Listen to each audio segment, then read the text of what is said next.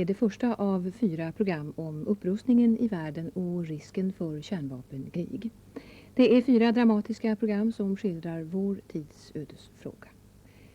Ett kulinariskt inslag ska vi ha ikväll också. Det handlar om ost. Jordnära klockan 21 tar upp problemet med ost. Löpe saknas nämligen, och det gör att vi kanske kommer att sakna ost på våra matbord i framtiden. Klockan 21 alltså jordnära. Sen avslutar vi lördagskvällen med en italiensk långfilm. Den heter Vi älskar honom alla. Det handlar om en liten pojke som kommer i kläm mellan sina föräldrar och övriga släktingar som alla påstår att de älskar honom. Men ingen vill egentligen ha honom. 21:30 börjar alltså filmen och lördagskvällen i sin helhet avslutar vi cirka 23:15.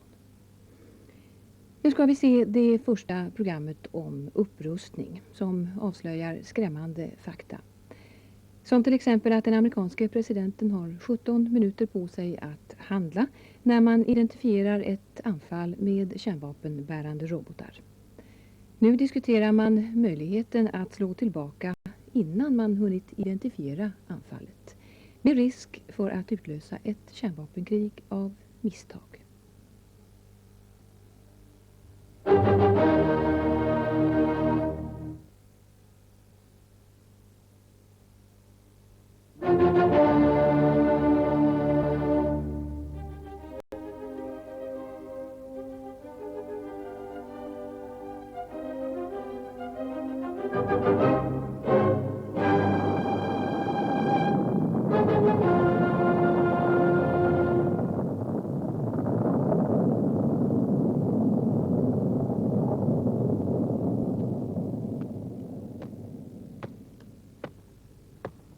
The Soviet Union has made it plain that they not only believe that a nuclear war is survivable, they believe that it is winnable.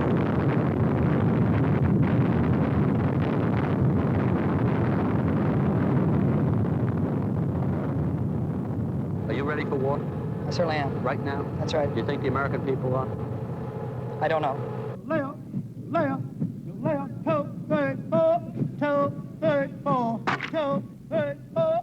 Now I want you to put yourself in the middle of a battlefield that is truly integrated, and by that I mean a battlefield where nuclear, chemical, or conventional weapons could be and may be employed in any combination. Our friends and allies no longer feel they can depend on us, no longer trust us, and the Soviet Union has shown its contempt for us and how much it knows it now outpowers us militarily. It is time for us to start a build-up, and it is time for us to build that to the point that no other nation on this earth will ever dare raise a hand against us, and in this way we will preserve world peace.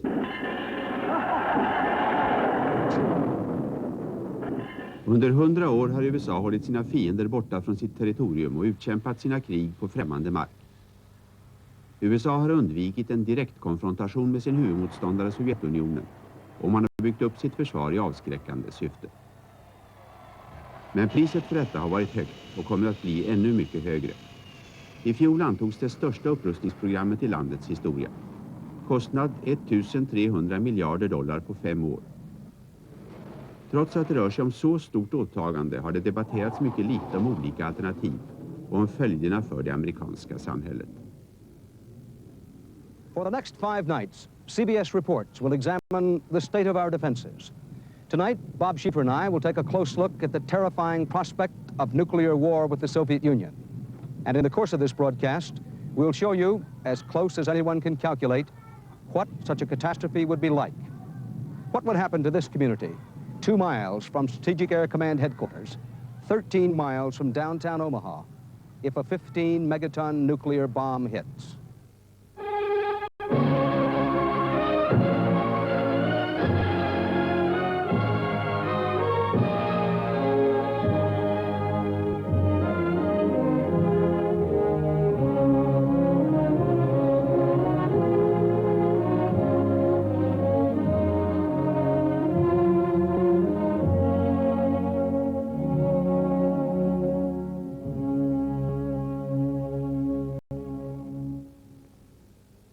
This is an Air Force mock-up of a Minuteman missile nose cone. It's not much taller than a couple of steamer trunks, But when you're carrying this kind of baggage, check how it's packed. Scientists call this MIRV, Multiple Independently Targetable Reentry Vehicle. In plain language, it is a three-headed bomb. Each of these warheads is 25 times more powerful than the Hiroshima bomb. As this nose cone streaks through space, the warheads would drop one at a time on individual targets many miles apart. How accurate are they? Well, some experts say if you were 6,000 miles from Yankee Stadium and aimed one of them at the pitcher's mound, it would probably land in the ballpark. What has the President and the Pentagon worried is that the Soviet Union now has so many MIRV missiles, with warheads even bigger than these, that it might be tempted to try what is called limited nuclear war, a war in which the Soviets would launch a surprise attack that could wipe out up to 90% of our land-based missiles and most of our bombers. This, the argument goes, would cripple our ability to retaliate, and we'd be forced to surrender. We are, it is said, now vulnerable to a Soviet first strike.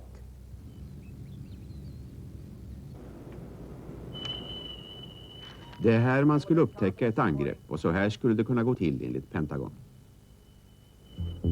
Missile warning, this is Beale. Stand by for confidence reporting. På radarskärmarna syns de inflygande robotarna. Missile warning, no malfunction. Keep trying. Missile warning, this is Beale. Confidence is high. I repeat, confidence is high. Roger, we've got 32 targets in track and 10 impacting points. I want to confirm, is this an exercise? Roger, copy. This is not an exercise.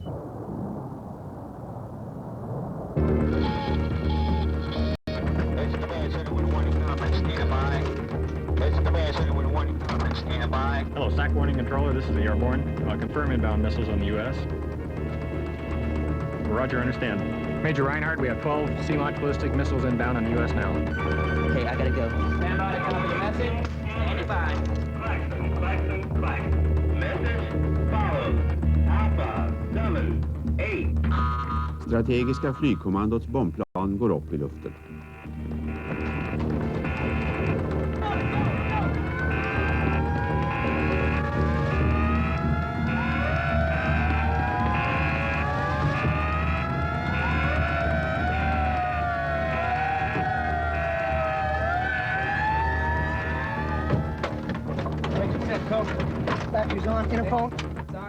Pentagons värsta farhågor bekräftas. Roger, understand. Major Reinhardt, we have a massive attack against the U.S. nest at this time. ICBMs, numerous ICBMs.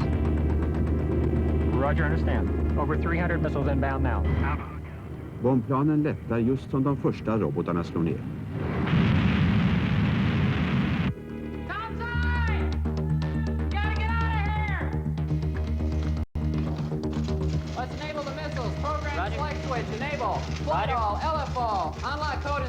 Amerikanerna försöker få iväg sina egna robotar. Unlock codes inserted. Enable switch, enable. It's enabled. Coordinate. Enable command. Yes, this is Oscar. We'll be doing all call enable. Thank you. Key turn on my mark. Standing by. 5, 4, 3. Oh my God, we've had a nuclear detonation. What do you want me to do? What should I do? The Soviet Union does believe that a nuclear war is possible, is survivable, and is winnable by them. They have the nuclear edge today to attack our silos, our nuclear weapons, and still have enough left that if we retaliate in any way with, let's say, some surviving submarine missiles or something, that they can attack our industrial centers and our population. And it has been estimated by military intelligence that the casualties in such a war would be 10 to 1 in favor of the Soviet Union. Det var 1980 och hotet om ett sovjetiskt anfall används fortfarande som ett starkt argument för att bygga nya strategiska vapen. Men att president Reagan oroar sig för ett anfall, betyder det att USA är sårbart eller att landets kärnvapen har mist sin slagkraft? Nej, absolut inte, säger chefen för amerikanska marinens strategiska och taktiska krigföring. Almost from the beginning, I suppose, our defense strategy has been based on a simple concept that if they launched a strike against us, we would have the capability to destroy their society. Do we still have that capability, Admiral? We believe we do. Again, you're trying to reach inside the mind of the Soviet leadership and determine what is acceptable. We do not have the capability to totally destroy the Soviet Union, and they don't have the capability to totally destroy the United States. If you mean destroy is to go down to every little village and hamlet and destroy it. We have the ability to destroy what we think is an unacceptable amount of their industry, their communications, their ability to recover, and in particular their ability to survive as a national entity. USAs strategiska kärnvapenstyrkor är indelade i 3 delar, en så kallad triad. Underjordiska robotar, bombplan som kan gå upp med några få minuters varsel och robotbestyckade ubåtar. Avsikten med triaden är att förhindra att ett överraskande anfall slår ut alla styrkor. Det här är triadens minst sårbara del, ubåtarna. En ubåt av Poseidon-typ kan avfyra upp till 160 kärnstridsspetsar mot Sovjet. USA har 39 sådana ubåtar som tillsammans kan avfyra ungefär 4 000 kärnstridsspetsar. Sovjet har 62 ubåtar med tillsammans ungefär 1000 kärnstridsspetsar. När de amerikanska ubåtarna är till sjöss, då det finns alltid 25 stycken ute, så kan de inte slå ut av ett sovjetiskt angrepp. Även om Sovjet förstörde de landbaserade och flygplansburna robotarna, skulle de få räkna med de 25 amerikanska ubåtarna med tillsammans 400 robotar innehållande 3000 kärnstridsspetsar.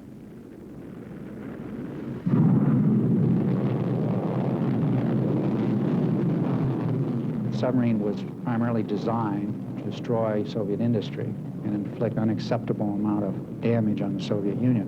Is it dangerous for us to call the United States vulnerable to Soviet attack? I think probably it's dangerous, but I think in a free democratic society there's no way to prevent it. Our whole system forces us in that. If we're going to mobilize the American people to support the large expenditures that are necessary to correct the force deficiencies, we have to convince them that force deficiencies exist.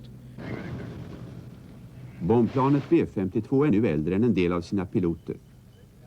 Varje plan kan bära upp till 8 kärnstridsspetsar och snart kommer det att kunna ta 16 långdistansrobotar. USA har 350 B-52 som för närvarande kan avfyra 2400 kärnstridsspetsar. Sovjet har aldrig lagt så stor vikt vid långdistansbombplan. De har ungefär 150 stycken bestyckade med 300 kärnstridsspetsar.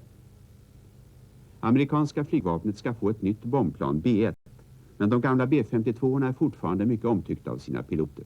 Do you really think you'll have time to get these airplanes off the ground in the event of a real nuclear attack? Yes, we practice constantly trying to do that, and we have time limitations that we're required to get the aircraft off the ground. We have a what we call a minimum interval takeoff that we use, and the aircraft are down to 12 seconds between aircraft on the takeoff roll, and we can flush the entire fleet out of here very quickly, those that are on alert. Ungefär en tredjedel av bombplansflottan står alltid i alarmberedskap. Det betyder att de är lastade med sina robotar och besättningen är beredd att genast gå upp i luften, till och med fönstren förtäckta. In front of the airplane, and we can close this cockpit up, close all of the curtains, and actually taxi the airplane using that screen. Gives us a picture outside the airplane, and we can actually take off using that screen. Why do you want to close off the cockpit? Why the curtains? Well, as these airplanes sit on alert, we would probably launch under attack on a survivability type launch, and we would be under the effect of a nuclear attack probably or possibly, and we'd want to keep the pilot from becoming flash blind. From the blast of a nuclear weapon. Right, as he is taxiing out and actually taking off and climbing to altitude. Once he gets to altitude, he should be better off than he is here on the ground. Men när planet når Sovjet blir det problem. Hur långt in kan man flyga? Our best tactic is the low altitude tactic to penetrate enemy defenses, fly as low as possible to avoid his radars. Att flyga på låg höjd i ett gammalt flygplan kan kännas rätt skrämmande. Och kritikerna hävdar att ett kärnvapenkrig skulle kunna vara över inom de 6-10 timmar det skulle ta för de här bombplanen att nå sitt mål. Men piloterna ser det som en fördel att bombplanen är långsamma. I motsats till robotarna kan de nämligen återkallas. Det råder inget tvivel om att de landbaserade robotarna skulle nå sitt mål först. USA har 1052 sådana här, med tillsammans 2152 stridsspetsar. De kraftigaste och träffsäkraste robotarna i USAs arsenal. Sovjet har placerat nästan alla sina strategiska robotar i silos. De har nu 1400 robotar med tillsammans 5000 stridsspetsar och de har flera på gång. Som motdrag lanserade Carter-administrationen den nya jätteroboten MX. 200 exemplar av MX skulle hållas i rörelse mellan 4600 avfyrningsramper. Kostnad $35 miljarder. Och ironiskt nog hade Carter själv en gång sagt att det var det dummaste system han sett. President Reagan har i stort sett övergivit förslaget om MX-robotarna, men behåller 100 stycken i silos som skydd mot varianter av kärnvapenanfall som till och med en del generaler har svårt att föreställa sig. Chefen för amerikanska flygvapnets utvecklingsenhet, generalen Kelly Burke. I have always found the hypothetical nuclear scenarios inherently implausible. I've never seen one that I thought was really likely to transpire. But on the other hand, the history of war and conflict between nations shows many instances of war starting for altogether implausible reasons. I'd like to talk about that. You find all the scenarios implausible. Why? It's very difficult for me to conceive of either side initiating a nuclear attack on the other, so long as each side has the great arsenal of power and destruction that they currently have. Let's get back to vulnerability. If the American ICBMs were all knocked out, wouldn't we still have enough weapons to retaliate? We would have a vast armada of weapons with which to retaliate, and we would be able to wreak a terrible destruction against the Soviet Union. And that's why I'm not of a mind to panic over this problem. And I don't think the country should react extremely and set about by throwing money at it, trying to solve it overnight. I think we do have time to fix this problem, but I think we better get it fixed before one of the other two legs of the triad becomes somewhat vulnerable. I want to press you on this. If the Soviets knocked out all of our land-based missiles and we still had enough warheads to do just a devastating damage on them, why isn't that enough? Well, how long can we be assured that those remaining weapons will themselves be invulnerable is my question. No general or admiral is ever likely to say enough is enough. That is the job for civilian officials and politicians. But distrust of the Russians and the fear of being vulnerable to a surprise attack has haunted American presidents since Pearl Harbor. In the beginning of the nuclear age, we had overwhelming superiority, and we wanted to keep it that way. But the Russians don't trust us any more than we trust them. So these hydra-headed monsters have continued to multiply, and the arms race continues, a race with no finish line. Teorierna om kärnvapenkrigföring har diskuterats under årens lopp. Och konstruktionen av kärnvapen har aldrig upphört. Det finns en militär sambandskommitté som rutinmässigt sammanträder i Pentagon. Kommitténs uppgift är att kontrollera utvecklingen och produktionen av kärnvapen. Looking around the table looks like everybody's ready for bear. Den björn de talar om finns inte i Yellowstones nationalpark. Sovjets strategiska styrkor har idag ungefär 6000 atombomber och USAs har ungefär 9000. Och båda sidor tillverkar nu fler bomber än någonsin tidigare. On production of nuclear materials and replacement reactors. The third item is an Air Force briefing on MX warhead feasibility study status. The fourth item is an Army briefing on the Pershing missile warhead status. Good morning, sir. I strategiska flygkommandots högkvarter i Omaha i Nebraska sammanträder en annan grupp varje morgon för att pricka av de kärnvapensystem som redan finns på plats. Det finns så många vapen att det är ett heltidsarbete bara att hålla reda på hur de ska användas. Det är inte många som känner till det, men USA har en kärnkrigsstrategi, SEOP, som är topphemlig och som hela tiden ändras.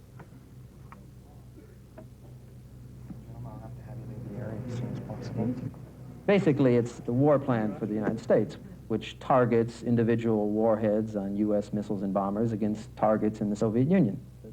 Roger Mollender är expert på säkerhetspolitik och har arbetat under presidenterna Nixon, Ford och Carter.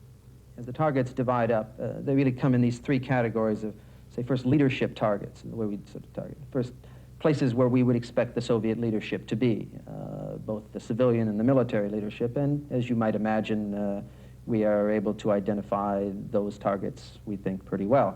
But they're not large in numbers, say a few hundred or something like that. Then there are the military targets, your bomber bases, ship bases, Then the third category is sort of economic targets or economic recovery targets. And there we're talking about missile factories or ball bearing factories, steel plants, power production, oil. Well, one would almost think that with as many warheads as the United States has, it would be difficult to find enough targets for them in the Soviet Union. If you're confident of being able to put this 8,000th nuclear warhead on a target, it's hard to argue that some of those targets are really of any significance. I mean, what you're doing is you're more in a situation where you're weapon rich and you're kind of putting the last weapon on a pretty uninteresting target. Innan amerikanska robotar avfyras mot mål i Sovjet måste USAs elektroniska försvar här bland klippiga bergen i Colorado ha bekräftat att USA är utsatt för ett anfall. Djupt inne i det här granitberget finns det så kallade NORAD som har uppsikt över varje föremål som närmar sig det amerikanska luftrummet. NORAD is built to survive. These massive steel doors weigh 25 tons apiece, and all of the buildings inside this granite mountain sit on giant shock absorbers to cushion the blast from a nuclear explosion.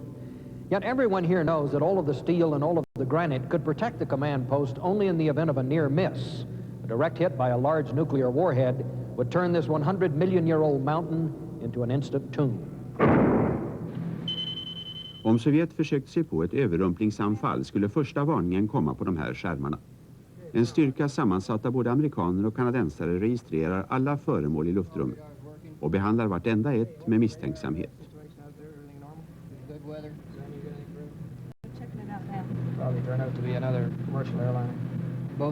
Sekunderna efter det att en sovjetisk robot avfyrat skulle värmesensorerna i de amerikanska satelliterna visa detta på en av de här skärmarna. General Warren Moore på NORAD.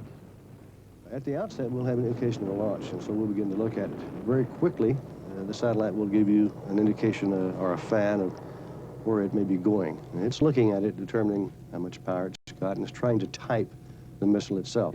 At the outset, you're going to have something around 30 minutes warning. By the time it traverses to the point where it breaks the BMU's radar, you've got 17 minutes to go. But I suppose what worries people is there's so little time there. What do you That say? worries us as well. Generally, it's 17 minutes, generally, before the missile is going to hit, before the president is brought in. A half hour, we know that something's coming probably, but 17 minutes we'll be able to define it more accurately. We'd like to improve our ability to present to the president the kind of data that he needs to make that decision. Tell him how many, exactly where they're going. Is it a feint? Is he going after your missile fields? Is he going after the cities? And it all boils down to the fact that in such an attack, he would have a very few minutes to make what would clearly be the most critical decision any president's ever had to make. Med 17 minuter på sig, vad gör presidenten? Strategin har varit att man skulle hålla tillbaka alla robotar tills anfallet var över och sen bestämma vedergällningen. Oron för att de landbaserade robotarna kanske inte överlever ett första angrepp har medfört att Reagan-administrationen fått nytt intresse för en annan strategi. Nämligen att avfyra några av USAs robotar innan man vet hur omfattande anfallet är. Headquarters sack, General Ellis. Att avfyra robotar under anfall har aldrig varit USAs officiella taktik. Men det övas faktiskt varje år i krigsspel som det här.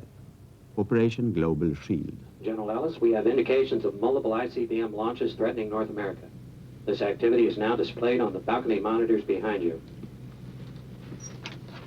SIGNORAD assessment and decision time remaining is also shown.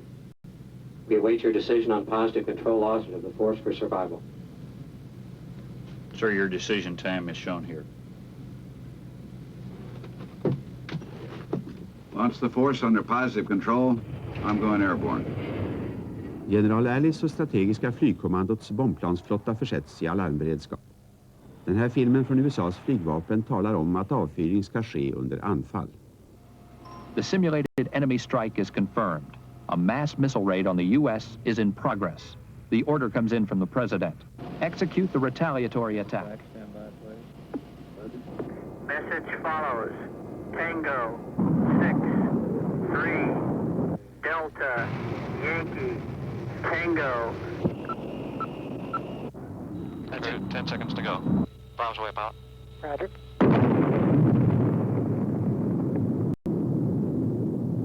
The United States never has, and in my opinion, never should renounce the possibility of launching its missiles forces on confirmed warning of a Soviet attack. But it's an altogether different state of affairs than to structure your forces in such a manner that they can survive only based on that launch on warning. Don Rather talade med försvarsminister Kaspar Weinberger om USAs strategiska alternativ. Mr. Secretary, it has been the policy of this country through succeeding administrations that if a nuclear attack is launched on this country, that we would absorb the first strike and the president would then make a decision whether to respond. Is that still the policy of the United States of America? I would certainly say, with respect to any question about what our policy is in connection with a nuclear attack on the United States, that it would be nothing I would want to discuss or disclose publicly ahead of time. I think that these matters are under constant review, as they have to be. This is the ultimate weapon and would be the ultimate decision that this country would have to make to survive in one form or another. And certainly that's too important to go around telegraphing our intentions to anybody who might have a first strike in mind. I have to pause because that has been the policy. Are you telling me that it's possible the policy has changed with the Reagan administration? Well, I'm saying that with the responsibility that we have here for the defense of the country, that these matters have to be under constant and continual review to see what is the best policy to take advantage of any change in the situation. But your basic recommendation is that we must be prepared, we must at least be prepared to do a launch under attack, and well, at the same time we need the it gives undue emphasis to single out any one particular kind of option and say that that is the one we're considering. We're considering them all. We aren't eliminating anything. We're considering anti-ballistic missile defenses. We're considering all of the research and development activities that will help us defend the country. We're considering all of the possible ways of trying to do it and the possible strategies of helping to maintain this balance that will preserve the peace. All we want, all we're trying to do is to preserve the peace and with it our own freedom. Peace and freedom together are an indivisible goal. Roger, this is an update on the unknown track in the 23rd NORAD region. Track number Golf 164. Please disregard. This was a bad data track. Att avfyra robotarna av misstag vore förstås den värsta mardrömmen av alla. Under en 18-månaders period förekom det 147 falska larm, orsakade av bland annat en sovjetisk provavfyring, en trasig datorbricka och en brand i en sibirisk gasledning. Does that mean that the possibility exists that we could get into war by mistake or by accident? Never. First, all of these systems are data systems. They provide the information to us. We laugh and say the computers become more excited than we do. We don't believe them. They're good devices, and it's a marvelous system. And we take that data, and then a man gets into the act. He's always into the loop, analyzing, probing, testing to find out whether it's real or not. There is no question that launching under attack would require quick thinking. Yet the whole point of adopting such a strategy is not that we would use it, only that we would be prepared to use it. As long as the possibility of America launching under attack exists, all of our land-based missiles cannot be considered vulnerable. Thus, the Russians would be taking an enormous gamble if they decided to launch a first strike, since their own country might be devastated by the American missiles they were trying to destroy. We have tried to calculate in this broadcast how risky it would be for the Soviets to launch their missiles in a first strike. They would have to believe that American submarines would not retaliate with their 3,000 warheads. They would have to believe we would not launch our own land-based missiles under attack. But there is another risk. They would also have to believe that a limited nuclear war would stay limited. Let's say the Soviet Union launches a first strike. They decide to take out all 1,053 of the land-based missiles. How can you do that without destroying this country? Oh, I think that's credible. It sounds incredible. I mean, people think 10 million Americans. My God, you know, how could that happen? How we could survive? But the Soviets lost 20 million Russians in World War II, and they survived. They never forgot it either. Oh no, they never forgot it. But they managed to survive as a nation, and certainly have now achieved superpower status. I think we, as Americans, it's one of the disadvantages we work under. Losses and human suffering at that magnitude is unthinkable to us, and for good reason. But to, I think, the average Soviet citizen is very thinkable. They've gone through it. I en kärnvapendrabbning idag skulle antalet dödade amerikaner och ryssar på 5 timmar kunna bli större än det blev på 5 år under andra världskriget. Så om USA vill behålla kontrollen över ett sådant krig måste man se till att presidenten överlever. Det innebär att han måste flyga helikopter från Vita huset till Andrews flygbas, där presidentens evakueringsplan med kodnamnet Kneecap står parkerat. Det skyddas av säkerhetsvakter som har order att skjuta alla som överskrider den röda linjen runt planet. Kneecaps syfte är att föra presidenten i säkerhet och göra det möjligt för honom att behålla befälet över kärnvapenstyrkorna. A lot of people think that one of the tactics which the Soviets might use would be essentially to decapitate the command and control structure by killing the president and the rest of the command structure in Washington. What happens after that? Well, I think people pretty well know that authority cascades down through the various specified civilian decision makers to within the military structure. I think some people like to jocularly say that it'll be a two-star general in looking glass somewhere over Nebraska who will make the decisions. Skämt åsido, det här kan vara den generalmajoren. Han heter Ruben Otry. En gång i veckan flyger han det som officiellt kallas spegelplanet och inofficiellt domedagsplanet. Han ska hålla förbindelsen mellan presidenten och kärnvapenstyrkorna. Om presidenten och hans stab slås ut och strategiska flygkommandots högkvarter förstörs, är det här några av dem som skulle leda kriget. Det finns alltid ett spegelplan i luften. Planet är en flygande stridsledningsplats. Men de som befinner sig ombord på planet vet att ingen kodbok i världen kan upplysa om följderna av ett begränsat kärnvapenkrig. It seems to me that with the effects of nuclear weapons, any attack on this country will be a major attack in the sense that there is no target structure that I'm aware of that would not kill literally millions of Americans. Vi vet hur kärnexplosioner ser ut, men vi vet väldigt lite om kärnvapenkrig. I en sån här explosion till exempel frigörs en elektromagnetisk våg som är starkare än vid något blixtnedslag. Radiokommunikationerna skulle störas inom flera 100 mils omkrets. Varken amerikanerna eller ryssarna vet om de efterföljande robotarna kan hitta sina mål sedan den första roboten har detonerat. Och inga robotar har provflugits över jordens magnetiska poler. It's something we will never be able to practice. So you'll never know, can you coordinate a strike? What effect will those weapons have on each other? What effects on accuracy you'll have, the biases. We think we know, we do our very best to find out, but we'll never be sure, and the Soviets will never be sure. Bara ubåtarna på hundratals mils avstånd från amerikanska fastlandet skulle klara sig undan ett överraskande anfall. Men att upprätthålla sambandet med ubåtarna är svårt redan under idealiska förhållanden, så det skulle kunna bli omöjligt. Därför kan man misstänka att en ubåtschef skulle kunna avfyra sina kärnvapen utan order från presidenten.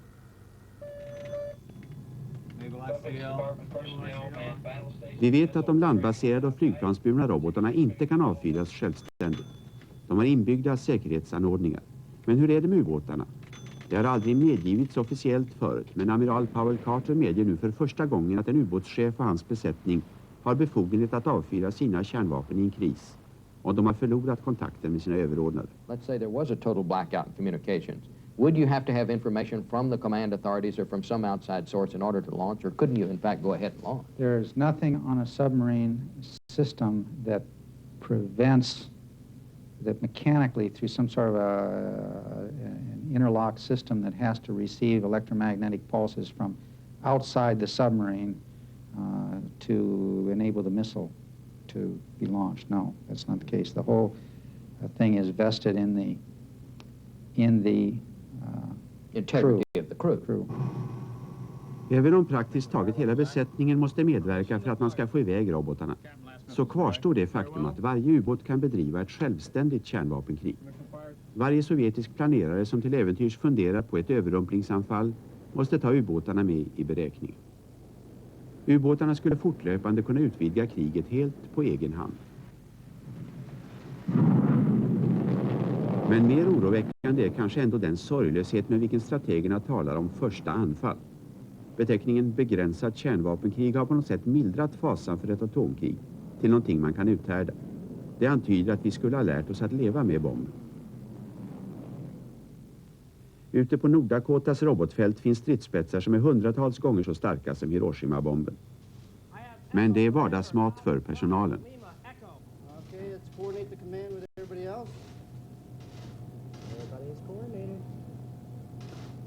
Coordinated. Okay, I'm missing at this time. I have missile away.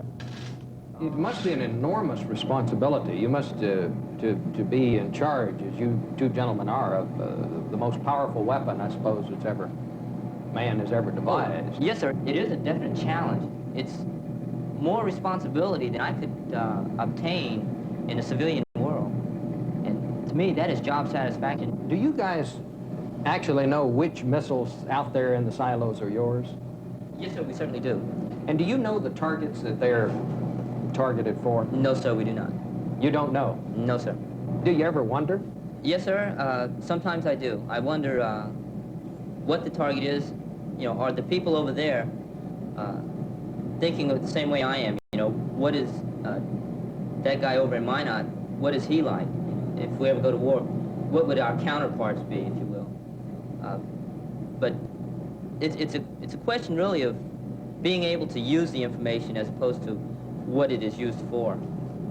We know how to use the targeting data for the missile and to launch the missile if we're required to, but to actually know where the target is for each missile, I really wouldn't want to know, personally. I wouldn't want to know. Why not? Well, I don't have a need to know to start with. Secondly, I would feel kind of emotional about what kind of people I'd be destroying. Det finns tusentals amerikanska robotmål i Sovjet. Militära anläggningar, industriområden och strategiskt viktiga städer. Och det är inte svårt att föreställa sig vilka amerikanska strategiska områden och städer som skulle bli ryssarnas första mål. Omaha, Nebraska, som ligger i hjärtat av USAs jordbruksområde och som ligger vid Missouri och mellan de huvudleder som förbinder Kanada med Mexikanska golfen. Omaha, home of the Strategic Air Command. This would be ground zero for a Soviet missile directed on SAC headquarters. SAC, of course, is the control center for all of America's strategic nuclear forces. Strategiska flygkommandot håller till under jorden för att vara skyddat för en kärnvapenexplosion. Men en direktträff klarar man inte. Ungefär 2 mil därifrån, i Omahas centrum, finns ett jättelikt skyddsrum för stans ledare och en plan för evakuering av hela befolkningen. Omaha has about 500,000 people, typical Midwestern town to the degree that people are very hardy, very work ethic conscious, very patriotic. Jerry Allen är representant för en textilkoncern i Omaha-området. Tillsammans med sin fru Diane bor han i Bellevue, ett litet samhälle 2 mil utanför Omahas centrum. Jerry är 37 år. Han och Diane har bott i det här huset sedan 1970. De har 2 barn. Michelle är 8 år och Julie är 12. Barnens skola ligger bara några kilometer från strategiska flygkommandot. Familjen bor precis där ett kärnvapenkrig skulle kunna börja. I've lived here since I was about 2 years of age. I watched the Strategic Air Command develop, General LeMay, when he first came here. And, what does this mean? 10:30 at night when Looking Glass takes off. You know, you think about it. You know what Looking Glass is. You know, they're going up, and that's their mission, to retaliate in case there's a strike against this country. So, yeah, it's like on a daily basis. You can't dwell on it. You have to dwell on, you know, other things. But it's there, and you always know it's there. The children play soccer on the base, and we drive through the base, and you see all the planes.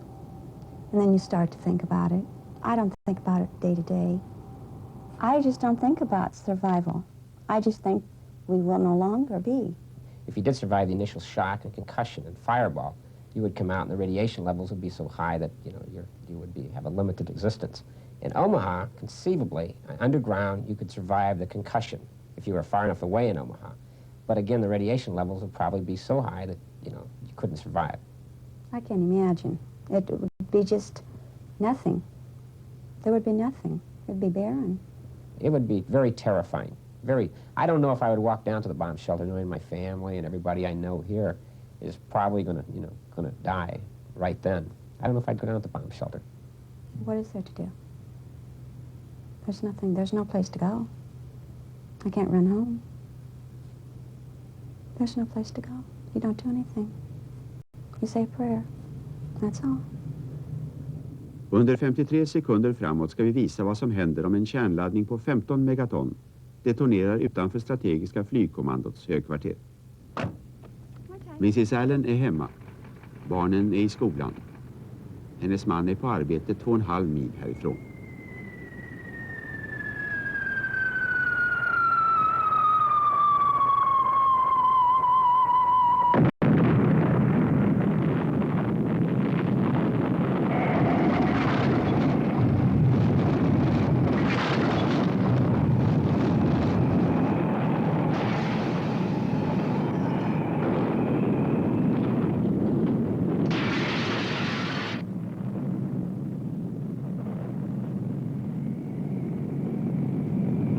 Så snabbt skulle Omaha ödeläggas av en kärnladdning på 15 megaton.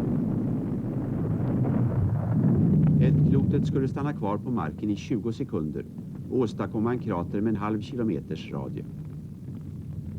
Sen skulle det stiga till 25 000 meters höjd på mindre än 1 minut under en värmeutveckling som skulle orsaka andra och tredje gradens brännskador på 2,5 mils avstånd.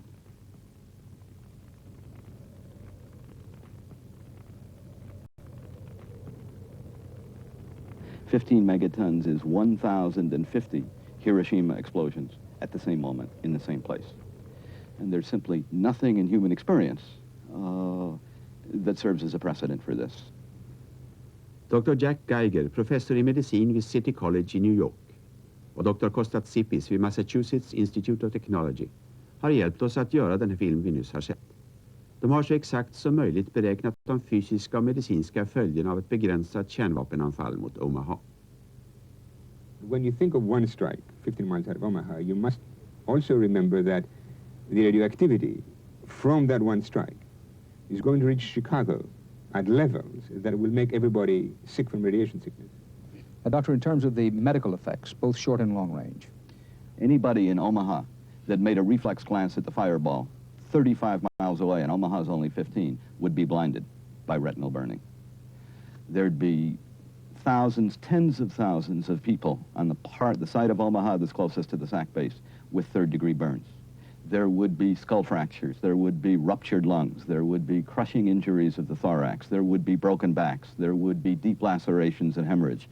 Even at 11 or 12 miles, the overpressures are great enough to take an ordinary window and turn it into 1,000 pieces of glass flying at 100 miles an hour, a lethal weapon for anybody inside that room. And that's not including the very high probability that with all of these fires, all of the ignition points, all of the gasoline stations and boilers and broken steam lines and so on, that a mass conflagration or firestorm would develop and simply burn all of Omaha for the next 6 or 8 hours. The reason that's important is that anybody that was in a shelter would be dry roasted, as in a crematorium. The temperatures get to be 800 degrees centigrade. The oxygen in the shelter is evacuated. Our limited experience of firestorms in conventional war in Hamburg and Dresden in World War II, the only people who survived were those that fled. So you have, let's be very conservative and say 200,000 seriously injured people with all of these kinds of injuries. We have never in human history had 200,000 people seriously injured at one place, at one moment, with the possible exceptions of Hiroshima and Nagasaki. Things have changed in 3 very important ways now. One is the size that Dr. Geiger spoke about. The weapons now are 70, 100, 1,000 times bigger. The other is that in the Hiroshima case, you had one weapon on one city. Therefore, a few days after the attack in Hiroshima, the trains started rolling in with supplies and relief and additional medical personnel and so on. There won't be anything like that in the case of a nuclear war, even a limited one. There will be many weapons. There will be thousands of weapons, even if we speak about a counterforce, an attack against military targets. And the third and most important thing is that in the Hiroshima case, the weapon exploded in the air, so all its radioactivity was taken up and spread out in the stratosphere. In the case of an attack against military targets, against silos and against airfields, the weapons will explode on the ground. They will vaporize large amount of earth, that will rise with the radioactivity, capture the radioactivity, and bring it back to the Earth.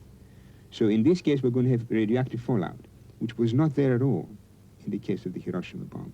Radioactive fallout that, in this one case of the 15 megaton weapon we're talking about, will be 1 million curies. How much is that?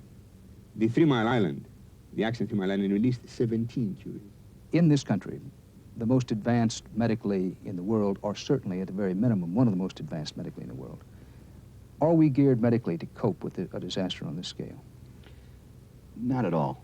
The number of third-degree burns in Omaha, even with the attack we have talked about, would almost certainly exceed the number of intensive care burn beds in all of the United States. Now, we could withstand the rupture of the social fabric in Omaha, period. But somewhere between Omaha and a 1,000-weapon attack at our land-based missiles, there'd come a point at which the social fabric of the United States, of the nation, would be so badly ruptured as to make life impossible in anything like current terms. We've talked about a 2,000-weapon strike on the United States, and it's your judgment that that would destroy this country as certainly as we know it. As a functioning Indeed, as a social functioning unit. social entity. Would 2,000 weapons, those same 2,000 weapons dropped in the Soviet Union, destroy that country? Much earlier, much before the 2,000 weapons. You see, it's been my concept. Because they're more concentrated. It's been my impression for so many years that the Soviet Union would stand a better chance of surviving a 2,000-weapon strike than we would. It depends on what you mean by survival. And when you then talk about their concentration of industry as related to ours, when you talk about their concentration and total number of refineries for oil and the like, they are more vulnerable.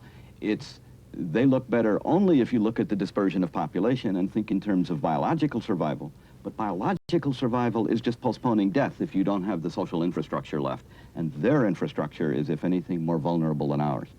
As I hear you talk, intelligent, experienced men of science and medicine, what do you say to those people who, hearing all of this, say, I don't doubt you for a moment, but if we believe that a nuclear war is unwinnable and unsurvivable, then we are defeated and we're going to become what the Soviet Union wants, because they believe they can win it and can survive a nuclear war?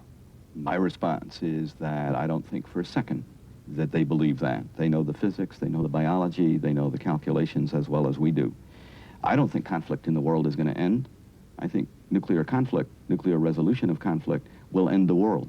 In the history of mankind, we've always thought in terms of killing the enemy so we can survive. I mean, since we first considered ourselves into communities, that is not true anymore. If you attempt to kill your enemy by nuclear weapons, you will also die. So we're in an entirely new mode, in an entirely new environment, in an entirely new ecology of survival. For the first time, you cannot ensure your own survival by killing the enemy.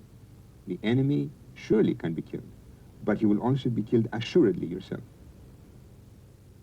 Om en kärnladdning på 15 megaton detonerar i närheten av Omaha skulle ungefär 132 000 personer dö av brännskador.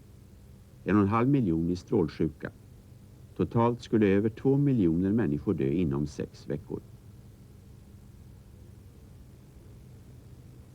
The defense of the United States, the defense against nuclear war that could begin here in Omaha or in dozens of other communities, is still, for most people, the stuff of science fiction. But first strike and launch under attack are strategic options just as real as the warheads and missiles that inspired them. Tomorrow night, we move the battleground to Europe. The nuclear threat is the same. Only the size of the missiles, the distances they must travel, and the names of the targets have changed. Tonight, it was Omaha. Tomorrow, it could be Warsaw, Paris, or Berlin. Until tomorrow night, for CBS Reports, Dan Rather.